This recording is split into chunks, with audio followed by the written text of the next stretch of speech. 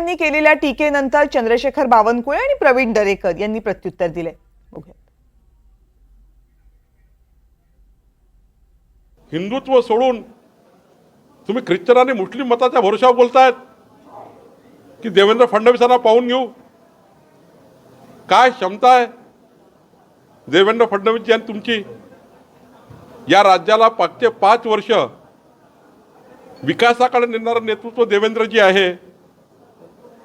या राज्याला व्हिजन देणारं नेतृत्व आहे.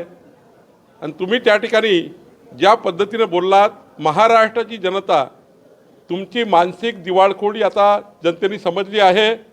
तुम्ही जातीपातीच्या राजकारणात उतरले आहे. तुम्ही धर्माच्या आधारावर आता मत घेण्याची भाषा करतात आहे. आणि त्यामुळं उद्धव ठाकरेजी तुम्हाला महाराष्ट्राची जनता सोडणार नाही. महाराष्ट्रामध्ये सर्व स्तरातनं देवेंद्र देवेंद्र देवेंद्र अशा प्रकारची टीका सुरू असते.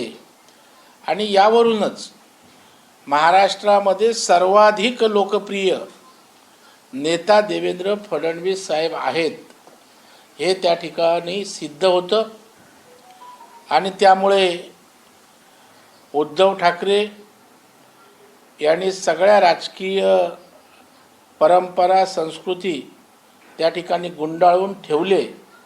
आणि त्यातनंच अशा प्रकारचं नाक्यावर जसं व्यक्तिशा भांडण होतं, शेताच्या बांधावरनं व्यक्तिगत दुश्मनी असते, तशा प्रकारचं पोरकट अशा प्रकारचं हमरी तुमरीसारखं देवेंद्रजींना संपवण्याची भाषा करण्याचं त्यांचं वक्तव्य आहे.